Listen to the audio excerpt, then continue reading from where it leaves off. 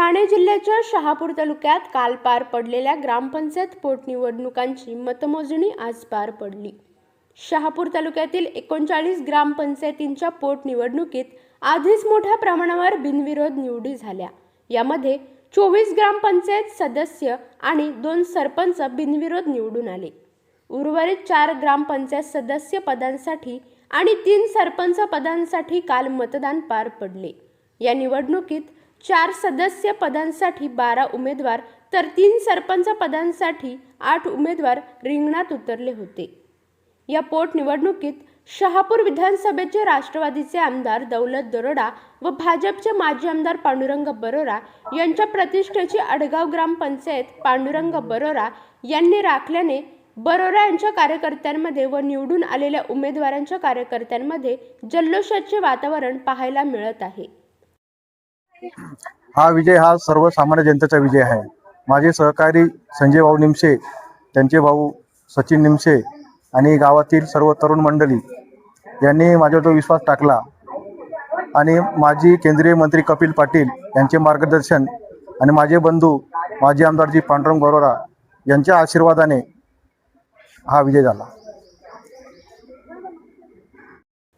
प्रतिष्ठेच्या अडगाव ग्रामपंचायतीच्या निकालासंदर्भात माजी आमदार पांडुरंग बरोरा यांनी प्रसार माध्यमांशी संवाद साधला। कोणताही अनुचित प्रकार घडू नये यासाठी शहापूर पोलीस प्रशासनाकडून कडक बंदोबस्त ठेवण्यात आला आहे।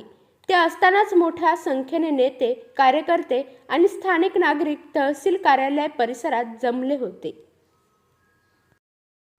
खरं म्हणजे आडगाव गाव ही ग्रामपंचायत माझा जन्मगाव आणि या ग्रामपंचायतीमध्ये माझे स्वर्गीय माझे वडील माजी आमदार बरोरा साहेब यांचं सुद्धा राजकीय सुरुवात ग्रामपंचायतीपासूनच या ठिकाणी झाली आणि गेले 25 वर्षे या ग्रामपंचायतीवर माझे सहकारी संजय निमशे आणि भास्कर बरोरा यांनी या ग्रामपंचायतीमध्ये सरपंच सरपंच म्हणून काम केलं आणि या कामाची पावती म्हणून आज भास्कर बरोरा यांना जनतेने या ठिकाणी निवडून दिलेलं आहे। माजी केंद्रीय मंत्री कपिल पाटील साहेब यांचं मार्गदर्शन या निवडणुकीत आम्हाला या ठिकाणी होतंच, परंतु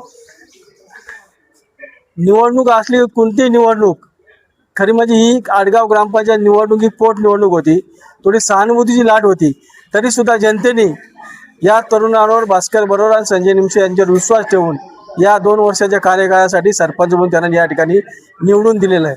आपण मगाशी बोललात की आत्ताचे आमदार दौलत दरोडा हे त्या ग्रामपंचायतीमध्ये जाऊन ताण मांडून बसले होते, परंतु माझी ग्रामपंचायत असताना मी गावात पाऊल पण ठेवला नाही।